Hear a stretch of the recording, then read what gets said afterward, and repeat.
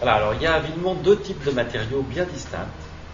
La pierre blanche, qui est une pierre calcaire excessivement dure, qui provient d'une carrière qui est sur la colline d'en face. Et on a du mal à trouver des pierres larges de linteau. Et comme c'est pas possible de les trouver, on va être obligé de les fabriquer. Et on va réouvrir la carrière de Chaptuzat, puisque c'est le nom de la commune voisine. Ça, c'est pour la pierre blanche. Alors la pierre noire ou la pierre grise est la pierre dite de Volvic.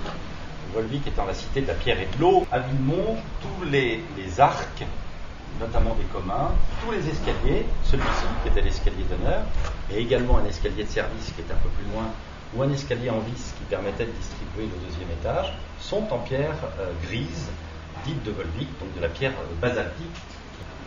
Alors la particularité de cette pierre, c'est qu'elle est d'origine volcanique.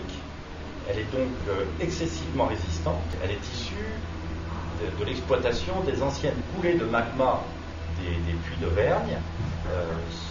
C'était de la pierre très très très très dense et qui est plus ou moins bullée selon que l'extraction se fait en bas ou en haut de la couche de coulée basaltique. Alors ici vous avez du moellon, c'est-à-dire de la pierre de construction, celle dont on fait les murs.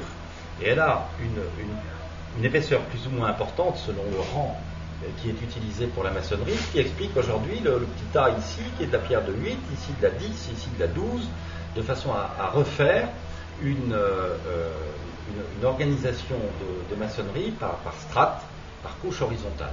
Et évidemment, ce sont des pierres qui ont été extraites des déblais, parce qu'à l'endroit où je me trouve, il y avait à peu près 2,50 m de gravois, après 50 ans d'abandon, et en triant l'ensemble de la végétation, de la terre végétale qui s'était créée là, on a évidemment retrouvé des pierres qu'on réutilise.